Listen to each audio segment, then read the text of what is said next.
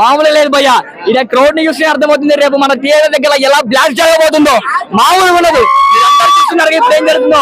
27th మాత్రం మామూలు ఉన్నది భయ్య. రికార్డులన్నీ బ్రేక్ చేయడానికి వస్తున్నాడు మన ఎన్టీఆర్.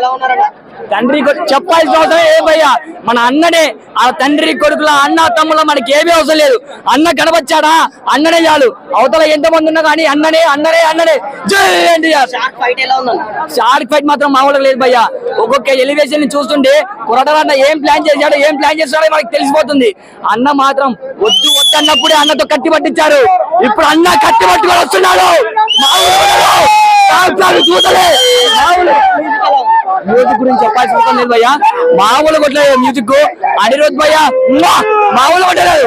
బాగా ఎన్నాళ్ళుగా చూసాం. ఈ రోజు మామూలు కొట్టలేదు భయ్యా. విజువల్స్ మాత్రం మామూలు లేదు భయ్యా. అసలు కొత్త ప్రపంచం చూసినట్టే ఉంది కానీ అది పాత ఎక్కడో చూసినట్టు. ఎన్ని కోట్లు కొడతాయని ముఖ్యం కాదు. అందరూ వస్తే రికార్డులు మాత్రం సృష్టించడానికి రెడీగా ఉన్నాడు. అక్కడ రికార్డులు మాత్రం మామూలు ఉన్నాడు.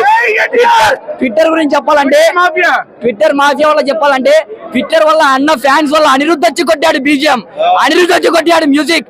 దీన్ని బట్టే తెలుస్తుంది అన్న ఫ్యాన్స్ కున్న బేసు, అన్నకున్న బేసు, మనకిస్తున్న విలువ. ఆఖరికి అనిరుద్ధ్ భయ్య వచ్చి కొట్టాడంటే మామూలు లేదు భయ్య.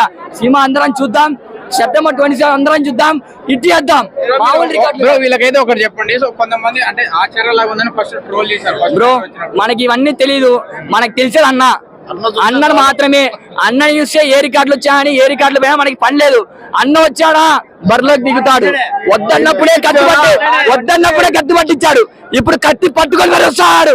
కూతే బాక్స్ ఆఫీస్ కూతే.